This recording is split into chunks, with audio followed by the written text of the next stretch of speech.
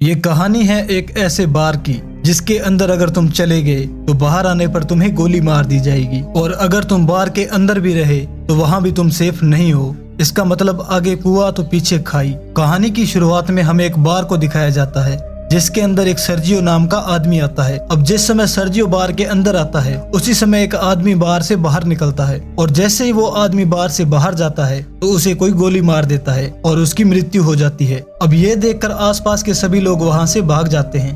किसी को नहीं पता कि ये गोली कहाँ से चली है, और सड़कें पूरी तरह से सुनसान हो जाती है। बार के अंदर बहुत सारे लोग होते हैं जिन्हें नहीं पता कि अब उन्हें क्या करना चाहिए। अब उसी वक्त एक आदमी जिसका नाम सैतुर है वो पुलिस को कॉल करने की कोशिश करता है, लेकिन उसके फोन में नेटवर्क नहीं होता। अब बार के अंदर से उस मरे हुए आदमी को देखने के लिए एक आदमी बाहर जाता है, तभी अचानक उसे भी कोई गोली मार देता है। इससे बार के अंदर खड़े सभी लोग बुरी तरह से डर जाते हैं। अब सभी इस बात से हैरान होते हैं कि किसी के फोन में भी नेटवर्क नहीं होता। अब बार के अंदर एक लड़की भी होती है जिसका नाम एलेना होता है। वो कहती है कि हमें टीवी पर न्यूज देखनी चाहिए। जब ये टीवी पर न्यूज देखते हैं तो इस हादसे के बारे में टीवी पर कोई भी न्यूज नहीं होती।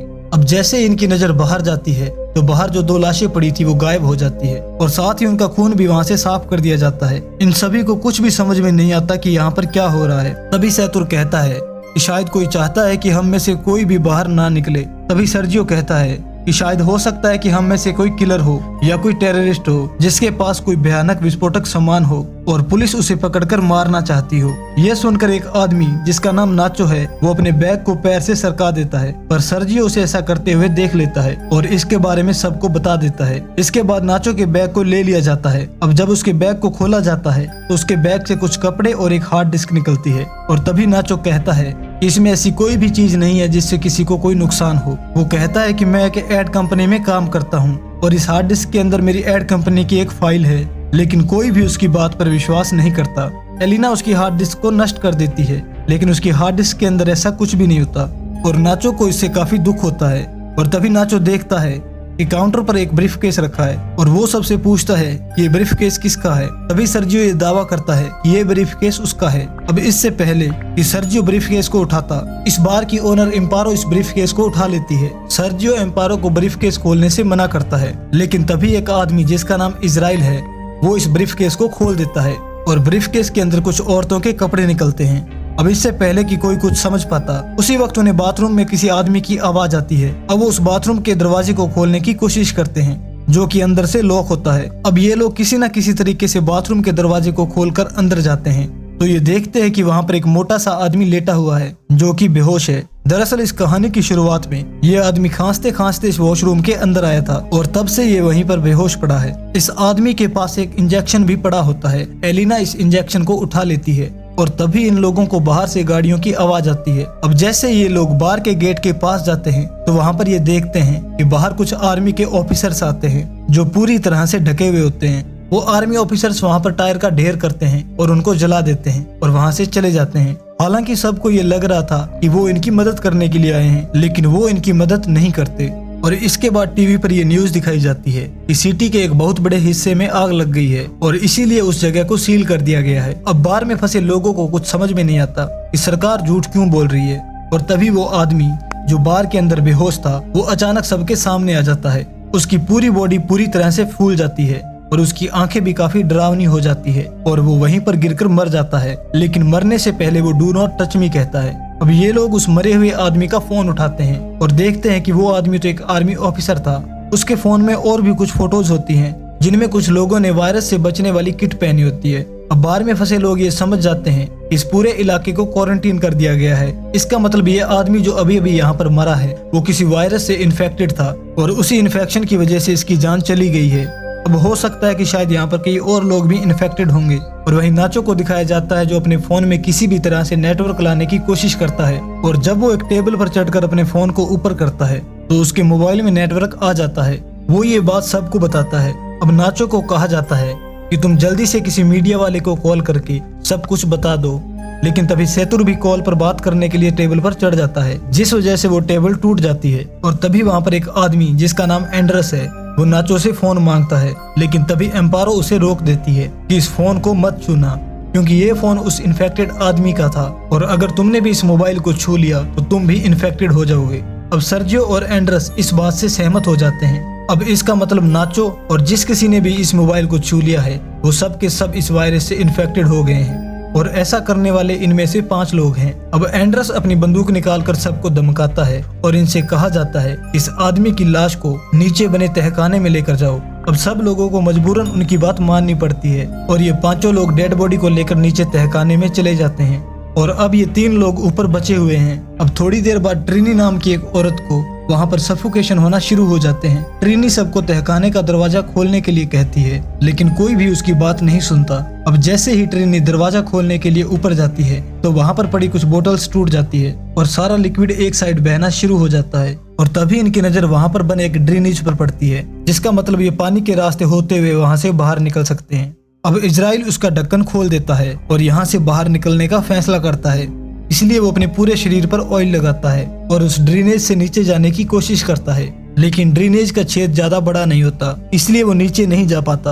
और तभी अचानक इनको बाहर गोलियां चलने की आवाज आती है और ये आवाज सुनकर ये सभी लोग काफी घबरा जाते हैं। फिर ऊपर बार में इन्हें काफी धुआं दिखाई देता है और जिसे देखकर ये समझ जाते हैं कि ऊपर जो 3 लोग थे उन्हें मारकर किसी ने बार को आग लगा दी है और दूसरी तरफ इजराइल बुरी तरह से उस ड्रेनेज में फंसा हुआ है और अब वो लोग सबसे पहले इजराइल को उस ड्रेनेज से बाहर निकालते हैं। अब कुछ घंटों बाद आग पूरी तरह से बुझ जाती है और अब वो लोग ऊपर बार में आने का फैसला करते हैं और जब ये ऊपर आते हैं तो ये लोग देखते हैं कि बार बुरी तरह से जलकर राख हो चुका है। अब नाचो को वहाँ पर एक गन मिल जाती है जिसे वो चुपचाप उठा लेता है और तभी वो लोग देखते हैं कि कुछ लोग इस बार को पूरी तरह से सील कर रहे हैं। ये लोग बड़ी ही खामोशी से सब कुछ देखते रहते हैं क्योंकि अगर किसी को भनक लग गई कि अंदर अभी भी 5 लोग जिंदा हैं तो इन सब को भी मार दिया जाएगा। और तभी यहाँ पर मोबाइल बजना शुरू हो जाता है। ये उसी मोटे आदमी का मोबाइल होता है जिसकी थोड़ी देर पहले इन्फेक्शन की वजह से मृत्यु हुई थी।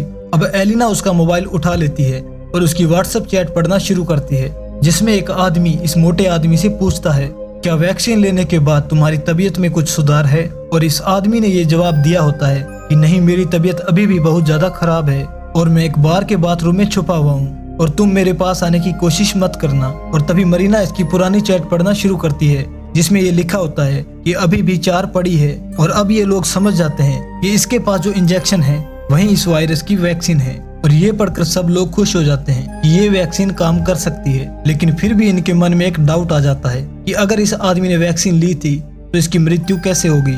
और तभी अचानक फिर से वो फोन बजने लगता है और इससे पहले कि ये लोग फोन उठा पाते उसकी बैटरी लो होने की वजह से वो फोन स्विच ऑफ हो जाता है। अब ये लोग किसी न किसी तरह से उस फोन को चार्ज करने की कोशिश करते हैं और वहीं एलिना कहती है कि इस आदमी ने चैट में कहा था कि इसके पास 4 और बची है, क्यों ना हम उस 4 वैक्सीन को ढूंढे।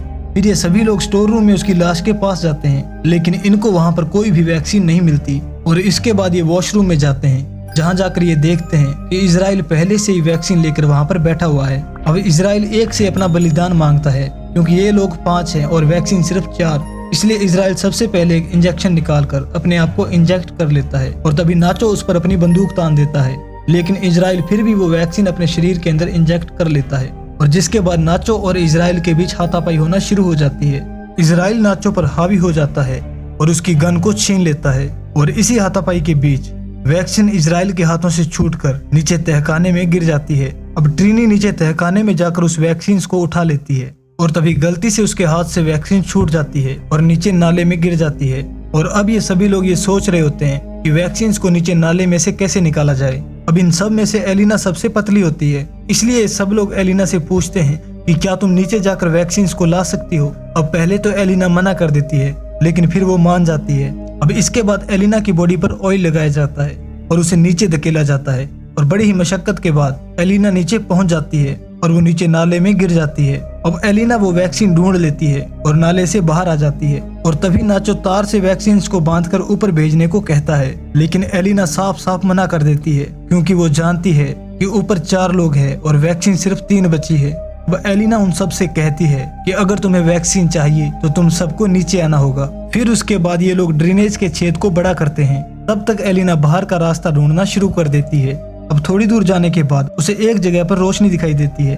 अब सबसे पहले वो इंजेक्शंस को वहाँ पर बने एक गड्ढे में छुपा देती है। इसके बाद वो सीढ़ियों से ऊपर जाकर देखती है तो वो देखती है कि वहाँ पर काफी पुलिस फोर्स है जो कि बार में मरे उनके 3 साथियों को जला रही है। और वहीं दूसरी तरफ हमें दिखाया जाता है कि जो स्टोर रूम में 4 लोग थे वो किसी न किसी तरीके से नीचे आ जाते हैं। अब इजराइल और नाचो के बीच एक बार फिर से फाइट होना शुरू हो जाती है, लेकिन इस बार नाचो उससे बंदूक छीनकर उसे वहीं पर गोलियों से भून देता है। और अब नाचो के पास गन होती है, इसलिए सब के सब उससे डर रहे होते हैं। और तभी नाचो शत्रु को अपने गन पॉइंट पर ले लेता है और उनसे वैक्सीन मांगता है। अब नाचो कहता है कि हमारे पास 3 वैक्सीन है और इसके मरने के बाद हम तीनों बच सकते हैं। फिर एलिना इन सबको बाहर की ओर ले जाती है जहाँ पर उसने वैक्सीन छिपा रखी है।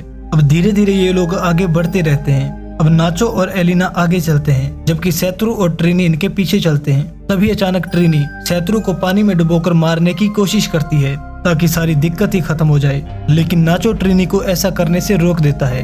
लेकिन ट्रिनी नाचो से कहती है कि तुम लोग मुझे मार दो ताकि तुम लोग वैक्सीन बांट लो और तुम लोगों की जान बच सके। अब नाचो ट्रिनी पर बंदूक तान देता है, लेकिन वो गोली नहीं चलाता, जिसके बाद ट्रिनी नाचो से गन लेकर यहाँ से थोड़ी दूर जाकर अपने आप को मार देती है। अब ये सिर्फ 3 लोग बचे हुए थे और इनके पास इंजेक्शन भी 3 ही थे, इसलिए ये सब एक एक इंजेक्शन ले लेते हैं। अब इससे पहले कि ये लोग अपनी बॉडी में इंजेक्शन लगाते, यहाँ पर इजराइल आ जाता है। अब इजराइल शत्रु पर पीछे से हमला करके उसे जान से मार देता है और अब इजराइल को गुस्सा आ जाता है और वो नाचो और एलिना की जान के पीछे पड़ जाता है। और तभी नाचो और एलिना को सामने सीढ़ियां दिखाई देती है। वो दोनों सीढ़ियों की ओर आगे बढ़ते हैं, लेकिन तभी एलिना के पास जो इंजेक्शन होते हैं वो उसके हाथ से छूटकर नीचे गिर जाते हैं। अब क्योंकि इजराइल भी उनके साथ सीढ़ियों पर चढ़ रहा है, इसलिए वो नीचे नहीं जा सकते। अब नाचो जल्दी से अपना इंजेक्शन एलिना को दे देता है, लेकिन तभी इजराइल उसका पैर पकड़कर उसे नीचे खींच लेता है, जिससे दोनों की नीचे गिरकर मृत्यु हो जाती है। अब एलिना के पास जो वैक्सीन बचा है वो उसे अपने शरीर में इंजेक्ट कर लेती है और ऊपर ड्रेनेज के ढक्कन को खोलकर बाहर निकल जाती है। बाहर निकलकर उसे काफी सारे लोग दिखाई देते हैं और सरकार ने इस पूरे इलाके को पूरी तरह से सील कर दिया है। और तभी एक औरत उसकी बॉडी पर अपनी जैकेट डाल देती है। अब एलिना को बिल्कुल भी होश नहीं होता और वो चुपचाप इस भीड़ में शामिल हो जाती है। और अंत में हमें ये पता चलता है कि वो मोटा आदमी जो खांसते खांसते इस बार के बाथरूम में गया था